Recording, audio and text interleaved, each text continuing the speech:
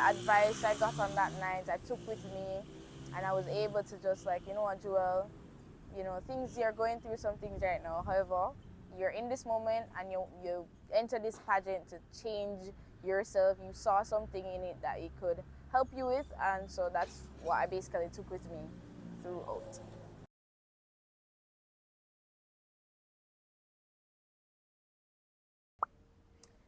Hi, my name is Joel Smith, and I'm a second year nursing student. I am Miss MedSci currently for the academic year 2024-2025. I won, well, in my first year, so I guess that's a good achievement. So we're back with another banger. Today I'm here with Joel. I'll call you Jules during this session. So we want to understand the pageant system. We understand that it can be very rough. It can be time constraining, and it can take a lot of effort and It energy out of does. you. So I just want you to be here, give some insight as to how your experience was. You don't have to tell me every little detail, because some things you probably can't talk about, Yeah. of course. But how was your experience in a nutshell, really? Well, it was a journey. That's the main word I can say. It was rough at some points. I think, for me, I was so unsure. I did it first as just like, okay, I'm bored. The first year when I came up here, there was like, oh my God, it's college, so make sure, pull up your socks and make sure everything is good. However, with nursing, I think, or probably with all degrees, the first year doesn't really count into it. So I joined my block pageant first as because they didn't have any, and then someone was like, "Joel, what mid-size going on?" So I'm like, okay, I don't have anything really like that's challenging me right now. I decided I would use the first year to network in my own way, and I had never done like a major pageant before. High school, I didn't do any, and so I decided I'm gonna do the pageant for this year, and so it was a struggle at first because I was like, oh, this is I was way in over my head. The walking, like with training how to walk in the heels. Bear in mind, I'm not really somebody who loves doing that.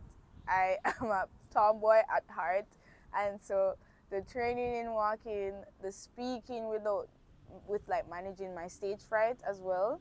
That was something I had to really get over as well within the moment itself. I I think I had like 3 breakdowns. Even on the night of the pageant, I didn't say this to anyone, but on the night of the pageant, I almost like dropped completely out. And it was with the help of a contestant's mother that was really fundamental to me. And it's why the advice I got on that night, I took with me. And I was able to just like, you know what, Joel, things you're going through some things right now. However, you're in this moment and you enter this pageant to change yourself. You saw something in it that it could help you with, and so that's what I basically took with me throughout. So that is some really good stuff and very interesting stuff. You said it was the help of a contestant's mom. Yeah. That is it's interesting. So, because Yeah. I mean, in my not opinion, but I would have just assumed that the mom of the contestant would just purely be around that No. contestant, boosting them up. But you Mm, said someone no. else's mom come on. Yeah. And it was what I needed at that time, and I didn't Hmm. really realize it was it was such a rough day, and you know the contestant herself, I'm really close with her, Mhm. if I can say her name, Gabby. One of the most charming persons I've ever met. And meeting her mother, you can really realize Mhm. why. Definitely. So it was what I needed in that moment. And her mom really just held me and sort of just like, you're good, you're okay, you're in the pageant, you'll be fine. And that was so just one of my favorite moments, I think, from that pageant. I cannot go like mention the pageant without bringing it up because I really would not have been able to go through the pageant without that moment, I think. But it was a journey. I met some of the most wonderful persons there throughout the pageant. I still talk to them to this day. and we still manage contact, and I'm grateful for that every day. Yeah, it's wonderful. As I said, that's a really beautiful moment because not a lot of moms or even contestants would be as nice. Some of them would probably just be hoping for a downfall in the other person's, but it's really sweet that something like that happened. Yeah. It's not common. It's a rare thing, and I'm glad that you got to experience that, to know that humanity is still, there's still some good in humanity. Yeah, for sure. Sure. And right now you said so it's on the night. So give me a little, what's the word now? Describe to me the moment. So it's pageant night. Was on a Sunday or Saturday? Saturday. It's on a Saturday. You say you have stage fright or you're, Yeah. so how do you manage to, like, them ask the quick, give me an example of a question I probably ask. How did They you asked me, well, my introduction, it was based on a question, the first question is, we've never heard of it before, I think, and it's just, such a surprising. But even though you haven't heard the question, it's something based on your intro. And so what I had made sure to do when I was learning my intro and practicing my introduction speech, that's a speech that we do at the beginning. I make sure that I say it every day. I made sure that the intro speech wasn't something that sounded pretty or pleasing to everybody else. It was something that I wholeheartedly believed in, something that I could not just say, I'm doing it now, I've always done it. So it was true to me. And so when they asked me the question, even though I was like, I make sure, and I give this advice to a lot of contestants as well. When you're doing these kind of questions and you have issues, probably stuttering when you get in front of a crowd like I do, or completely freezing, I get so caught up in the moment, I freeze and sometimes cry. So I was like, I'm not doing that. So what I normally do is I take a deep breath, and because you don't get penalized for pauses, what you get penalized for is kind of not having a clear answer and sort of mixing up everything and not really, that's where you kind of get, can't really give her a point there for that. You don't get penalized for any sort of pauses. So I take my time. Like, you can't really go up there and rush me, right? So I'm like, pause, and then I say good night. I allow myself to breathe. I say good night to the person who is hosting. Yeah, stall it out. Yes, I obviously don't have to say good night to them, but I was like, good night. Thank you so much for that question. Or I say good night again, ladies and gentlemen, and then I say thank you, and I breathe in between those things, and that allows me to circulate. It's like, okay. For example, the question I think I remembered I got was about my degree and the competitiveness of the faculty in itself, med-sci, and the degree, and getting all these things. And my intro was mainly about uplifting and bringing persons with me, making sure that the opportunities I've gotten, I don't slam the doors on other persons who are looking for those opportunities. And so when they asked me about that, it's like, okay, all right, let me see if I have the 3 points. And then I just circled it back, and I was like, okay, you can just bring people. And I think I mentioned something about there being enough first class honors being there, like they're not gonna run out of the degree, right? They're not gonna run out of it. So I mentioned we don't have to be like crab in a barrel type of mentality, because the degree is there for everyone. Yeah, they're never gonna run out, literally. So I was like, what's the point? And something like, obviously I said it a bit more sophisticated, I guess, on the night. But yeah, I remember tying it in. After I was a little bit, I blacked out a little bit. But afterwards, yeah, I'm supposed to wear glasses, so I can't see, so I use that to my advantage as well. Like, I cannot see when they have the lights. Or what they're saying. So I'm just like, you know what? Might as well just look out in the blurry sea and just talk. And that's what I kind of do. For persons who can see extremely well or have glasses, find a focus point behind, like a judge. So you're not staring at a judge, you're staring in a space between them, so you don't have a face or eye that will seem like they're pressuring you. So that's what I'd advise as well. Yeah. And at times as well, in the crowd especially, there can be either someone you know or someone that just Yeah. randomly just looks like them have like a kind face, and Yes. it's not like they have you know those judging eyes. They look Yeah. calm and composed. So Reassuring. you can probably even find somebody like that if you have really good eyesight and you can't look all over the place. Yeah.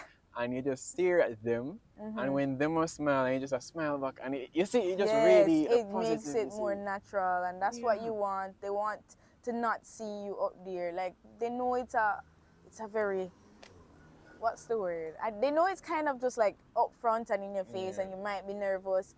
However, what they want is to show like what do you do in these moments when it's kind of surprising you. What do you do in these kind of moments? Because you're not gonna always expect everything, and that's where you kind of have your real judge of character when you're not prepared.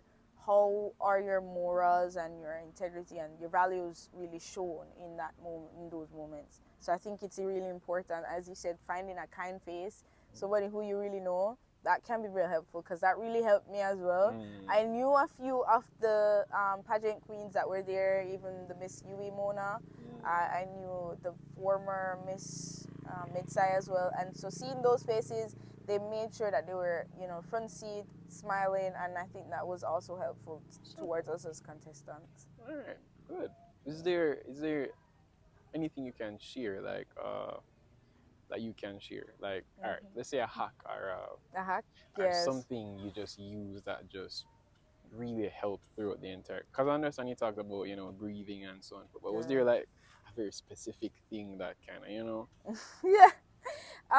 When it comes to questions, especially if it's like questions that you've never heard before, even if it's a question that you've heard, but remember, if they're even gonna let you see a question before, depending on how the pageant system, their specific pageant is, if they're like, okay, you're gonna get the question probably like 2 minutes before you head out there, so you get like a gist. You don't have any time to rehearse a long answer. And I don't advise you to, because what's the difficulty with memorization and swatting something is you're going to aim to get every line, and when you slip up a word out of a line, you don't know how to catch back yourself, and then you start to freak out and panic. So advice I give, for example, if I ask you, for example, how do you feel about the government addressing potholes in the country? No, you're not gonna say, okay, let me write down this on a note and try to swat this. No, you're gonna say, okay, how am I gonna look at it? What's the standpoint? Whose perspective? Am I gonna look at it from the government perspective on how they're addressing it? Am I gonna look from the perspective of a person in the community? Am I gonna look at it from the standpoint of probably like a small councillor in the constituent or whatever? So those are the ways that you have to look at it. And so how I chose to sort of organize my points is, am I gonna look at it probably socially, economically, personally, or I think socially, one of those ways. Those ways you want us to say, all right, I'm gonna stick on personally. How does the potholes being addressed affect me personally? Mash up my car, wash up my tire, things like those. And you say, okay, I'm gonna have those 3 points. You don't have set speeches on those points, but you want to make sure that you have 3 consistent points. And then, on the stage itself, you kind of have to learn how to adapt and really come back and tie those points together and find your focus, that focal point that can really, okay, wrap this neatly in a little bow and send my thoughts off to the judges so that it's clear. I have those 3 points, and so that's my biggest hack. You get the question, you say, okay, how am I going to look at it? Am I going to look at it in an economic standpoint? Is it going to be personal to me? Or is it going to be politically or something? And you say you probably decided on it personally. You say, okay, personally, I don't care about anything else right now. I'm going to get 3 points where this thing has personally affected me. And that, and then you keep those 3 points in your head, and it's easier to really, because you're not easy to remember. You're not trying to remember any full speech. You're just remembering those points, and it will come to you. Literally, I think you just trust yourself, trust your values, and it will just come to you. So I don't know. I can throw out a question about like COVID. How did COVID affect you? like, okay, I'm not gonna look at it from the standpoint of the government or politically or whatever. I'm gonna look at it personally. Say, it didn't allow me to go outside. So you wouldn't say a line like it would just probably like freedom, or you'd say like cleanliness, and then probably relationships. So you're like, okay, I was long distance. When you go up on stage and it's like, okay, relationships, I remember. What can I say about relationships? In those few breaths that you've taken, you're like, long distance, it kind of, so it made me want to communicate more to preserve those relationships that I probably didn't have before. With cleanliness, I started to wash my hands more. And with, I don't remember the other point, but the other one, you are able to build those things. And that's my biggest advice to or biggest hack, sorry, for persons who, want help with the questions, which is the heavyweight part that you want to really reach. Must I say, you are very good at communicating and getting your point out of your head. Thank you. I'll give you that. No, I'm sorry if I rambled. No, I don't think you said throughout the whole of that. I didn't. Exactly. I didn't even realize. No, it was just flowing. Wow. Thank Sorry, you. I had to bring that up. Well, thank you very much. I hope someone that's doing a pageant, because I know there's like 50 million pageants going on right now. Yeah. So hopefully somebody can relate and take the advice. So just breathe, compose, and remember, you're not losing points if you take a pause. Yeah, you don't. But when you rush into it and you fumble over your words, yeah, that's when they're like, oh, this person. Yeah, trust me, take your time. But thank you so much. But I also want to talk about one last thing, because I understand your time have to go now. But I believe what's the word I'm trying to use? Even being a pageant queen, or if it's Miss Medsci, Miss Law, Miss Sosa, whatever it is, there are other responsibilities that comes with it. So it's not just winning on the night and that's it. There's other things that you have to do. And I heard the other day that you went with my counterpart, Mr. Medsci, Curtis Clennon. We went to down in Trelawney. It's one of the mustard seed communities, or rather it's like a Catholic kind of non-profit thing. It's the Blessed Assurance Children's Home. And I remember the Mr. Damas, he's Kenyan actually, and he's the manager of the property.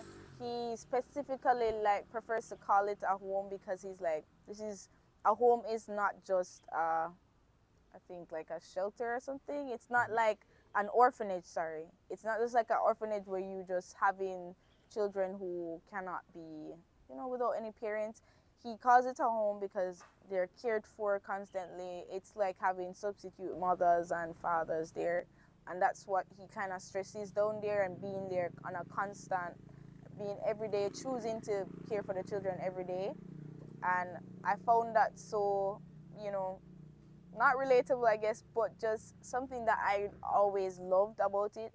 As somebody in my community where I profited through non-profit organization, that's how I was able even to proceed through high school with getting help from Pences for Kids, and that's a non-profit organization.